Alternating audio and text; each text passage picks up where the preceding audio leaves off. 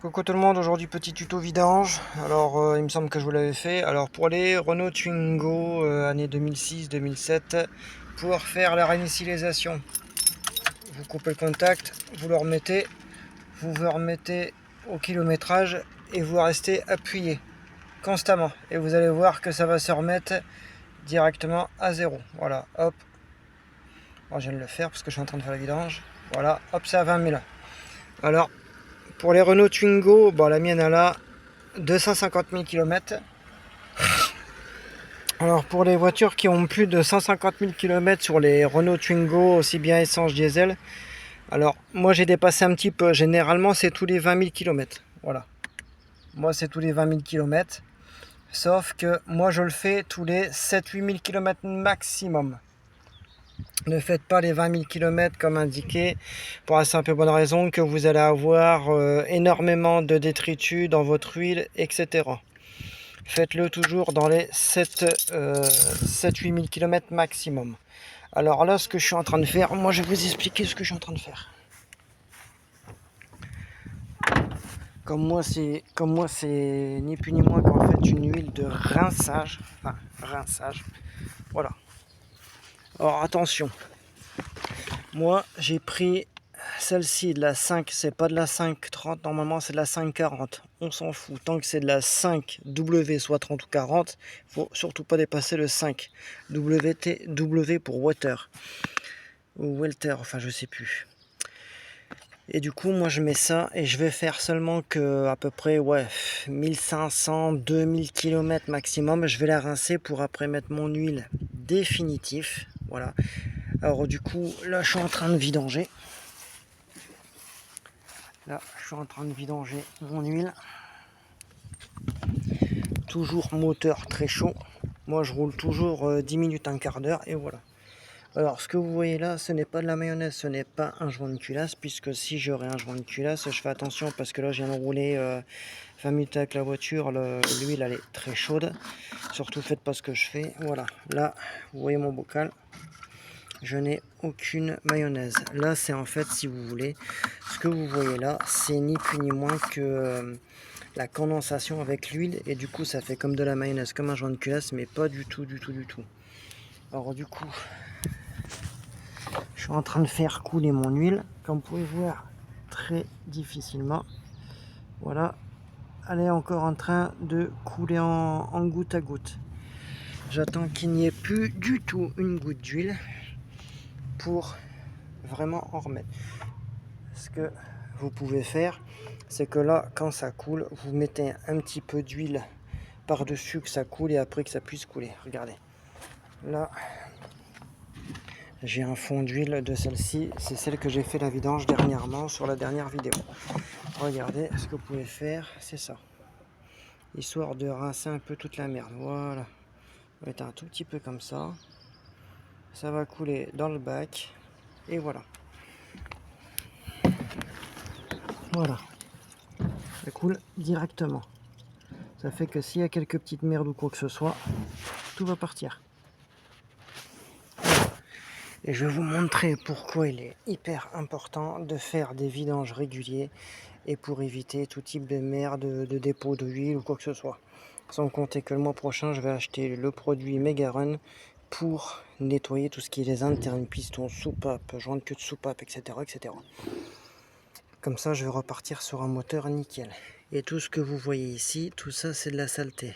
La voiture va passer bientôt au Karcher sous tout le bloc moteur.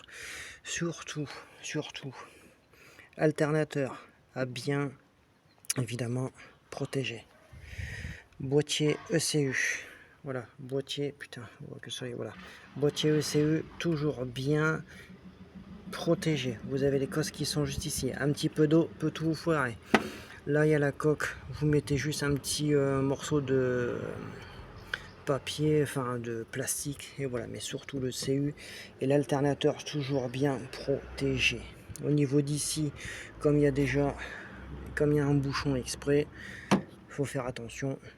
Au niveau d'ici et de la boîte à air, protégé aussi, et de l'allumeur aussi. C'est les principales choses que si vous la passez au Karcher. Et après, au niveau des puits de bougie, pareil. Toujours bien nettoyer, avoir de l'essuie-tout, retirer les puits les trucs de bougie, mettre le papier pour absorber tout l'eau et c'est terminé. Un coup de Karcher, de nettoyer en graisse, c'est terminé. Même nettoyer en jante, c'est tout à fait, ça fait tout à fait l'affaire.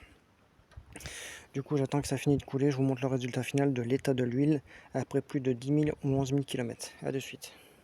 Voilà, je viens de récupérer mon bouchon. Alors, toujours regarder, c'est à la fin, c'est qu'il n'y a pas de limaille. Là, je viens de le repêcher.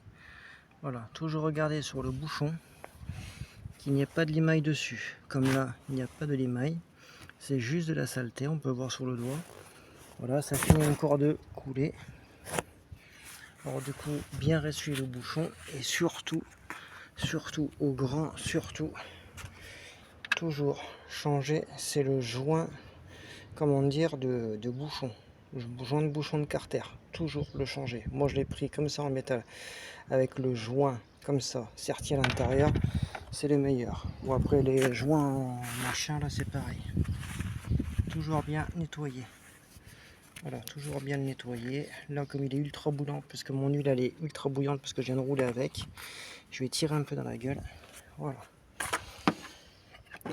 Alors du coup, le mien, il a dû rester sur le Karcher. Bon, ce n'est pas un grave, où il a dû tomber dans le truc. Voilà, je remets mon petit joint par-dessus. Je vais le laisser, tu vois, ici, comme il faut. Comme ça, au moins, il est prêt. J'attends qu'elle finisse de couler comme il se faut, enfin comme il se doit. Je remonte, je resserre et c'est terminé. Alors celle-ci c'est avec du carré de 8. Attends. Alors.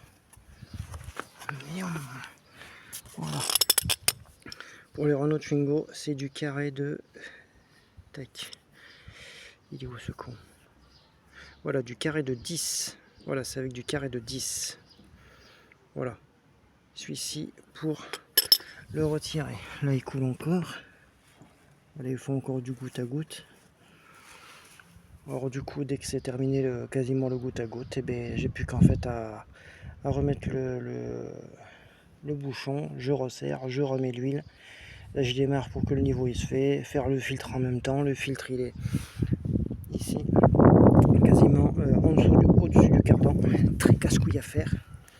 Alors du coup, il est ni plus ni moins que cette merde ici. Je sais pas si on pourra le voir ou pas. Voilà. Je sais pas si on peut bien le voir ou pas, mais il est juste au niveau d'ici, juste au-dessus du triangle et du cardan. Alors du coup ça fait qu'il faut lever bien la voiture comme il faut. C'est une vraie merde sur chez Renault. J'ai eu BM, Lexus, Golf VR6 etc. J'ai pas eu aucune merde, mais que cela c'est la pire saloperie. Renault je n'en achèterai plus du tout, c'est fini. Dès que celle-ci elle crève, je change et c'est terminé.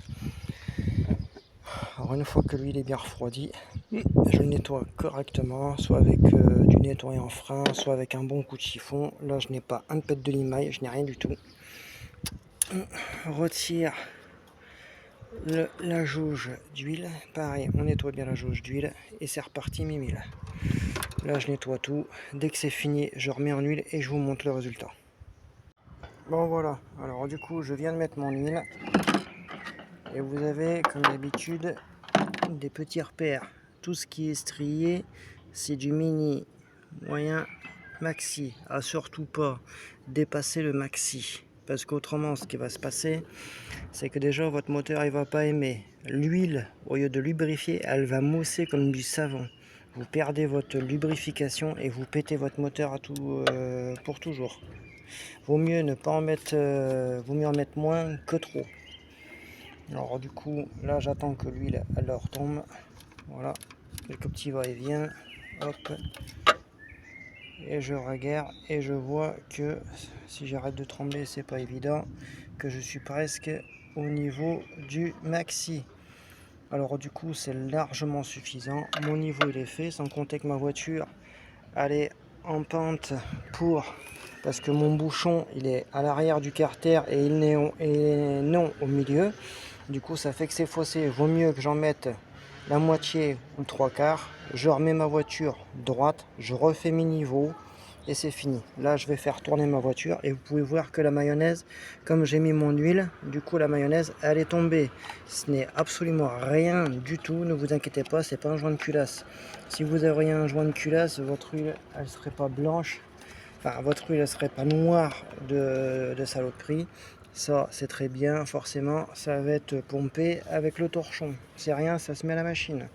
Alors du coup je vais mettre ma voiture droit, je refais mon niveau une fois que le moteur il a arrêté et que ça a bien retombé, et je vais vous montrer l'état de mon huile pour à peu près 11 000 km. Il est où mon truc? Il est là-bas.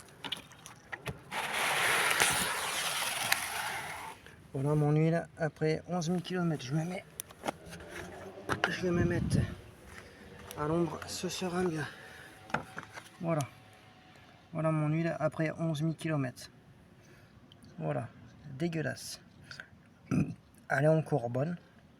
Elle a encore son pouvoir lubrifiant. Mais elle est dégueulasse. Elle est bonne à faire. Moi je le fais généralement tous les 8000, mais comme là, j'ai attendu un petit peu plus parce que le temps, il n'était pas au goût fixe. Et il était dégueulasse le temps. Alors du coup, je ne pouvais pas le faire. Ça, c'est ma dernière vidangeuse que j'ai fait. Et en même temps, comme l'huile elle est un petit peu trop bouillante, je vais attendre qu'elle refroidisse un petit peu. Alors du coup je remets la voiture à droite et je vous montre le résultat avec le niveau sans que j'y touche. Voilà, j'ai fait juste 1 mètre, même pas. J'ai fait juste 30 cm ou 40 cm. 19 999. C'est beau ça. Voilà, j'ai laissé tourner la voiture quelques minutes à l'arrêt. Alors déjà le son il change beaucoup. Le son il change beaucoup quand c'est de l'huile neuve. Le comportement il changera aussi. Ça, je remets ça. De toute façon, tout va passer au Karcher. Avec moi, j'aime quand c'est propre. Mon petit tissu, enfin, je vais reprendre mon petit truc, je sais même pas où il est. Ah bah, il y a un torchon.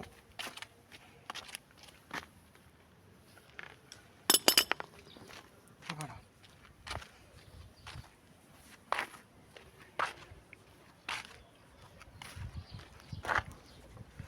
Alors du coup, je vais retirer la jauge.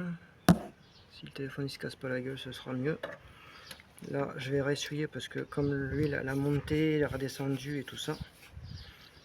J'ouvre le bouchon pour permettre que tout puisse redescendre correctement. J'ai ressuyé ma jauge. Là, je la replonge et normalement le niveau est correct. Il faudra juste en remettre un tout petit peu. Voilà. Le niveau il a baissé légèrement. Je remets un tout petit poil de vraiment pas grand chose et du coup le niveau il est terminé. Voilà. Alors du coup c'est à la portée de tout le monde. C'est très simple à faire. Voilà, c'est très simple à faire. Ça prend 45 minutes à tout péter, à bien ressuyer tout ça avec le torchon qui va bien et c'est terminé. L'entretien est fini. Alors du coup dans 2000 km à peu près, ouais 2-3000 km maximum, je refais la vidange pour vraiment me mettre en huile de qualité parce que je vais me mettre en casserole en attendant de me mettre en huile céramique. Et l'huile céramique ça coûte très cher. Rien que pour 5 litres j'en ai sans les produits de nettoyant moteur, j'en ai déjà pour 200 €.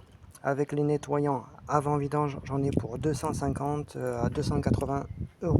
Comme quoi qu'un changement d'huile pour une huile meilleure et faire des économies, ça coûte cher. Et là, vous avez la sonde qui est juste derrière. Ça, c'est la sonde lambda qui va être changée puisque j'ai des variantes moteurs et j'ai des trous moteurs quand j'accélère. Alors du coup, la sonde lambda, pareil. Vous retirez une vis de 13 ici, vous retirez la vis de 13 qui est juste là derrière.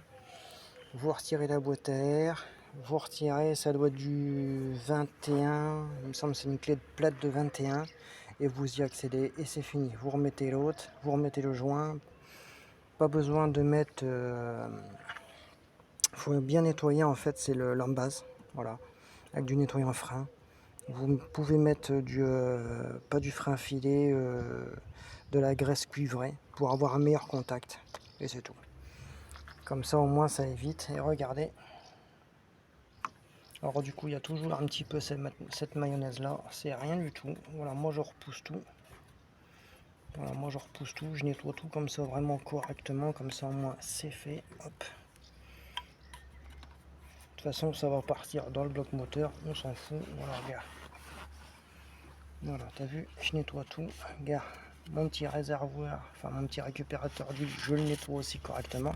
Même si ça va passer au Karcher, je m'en fous, mais au moins faire quelque chose de propre et de correct. Alors du coup, j'espère que tu as une... En tant que j'ai la voiture que tu vois qui se pose en attendant que je fais mon dernier niveau, je vais te montrer, là je viens de le remplir, et je vais te montrer ce que c'est que des dépôts moteurs. Regarde, tu vois, j'y vais tout doucement. Regarde, je vais vraiment tout doucement. Et au moins, tu vois, les bidons vides, ça sert très bien. Regarde. Tu vois, j'ai encore mon bouchon qui est dans le fond. Tu vois, j'y vais tout doucement pour te montrer vraiment ce que c'est que des dépôts de calamine et non des dépôts de limaille. C'est très important. Regarde. Hop. Regarde. Tu vois tous ces petits monticules de petits morceaux comme du métal. Regarde, tu vois, j'en ai partout. Et encore, j'en ai vachement moins qu'avant. Regarde. Je sais pas si on pourrait bien voir. Voilà, tu vois, je vais te montrer.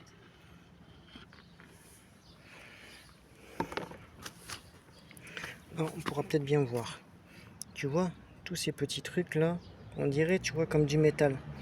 Et au doigt, c'est granuleux. Regarde. Peut-être on pourra peut-être bien voir là. Là peut-être. Voilà. Dis-moi si dans la vidéo tu vois bien. Tu vois, regarde. Ça fait comme des graviers. Tu vois, ça fait comme du gravier. Et encore, j'en ai vachement moins maintenant qu'avant. Au début où je regarde. Là par contre, tu le vois bien. Là, normalement, tu vas bien le voir. Putain, c'est pas évident. Voilà. J'essaie de pas bouger. Voilà, tu vois, le fond, il est comme granuleux. Tu vois tous les petits pics. Tu vois tous les petits picots, peut-être comme ça, voilà. Alors tu vois tous les petits picots, regarde, au niveau d'ici, là. Regarde, au niveau d'ici, regarde. Tu crois que c'est de la limaille, mais pas du tout. Ça, c'est de la calamine moteur.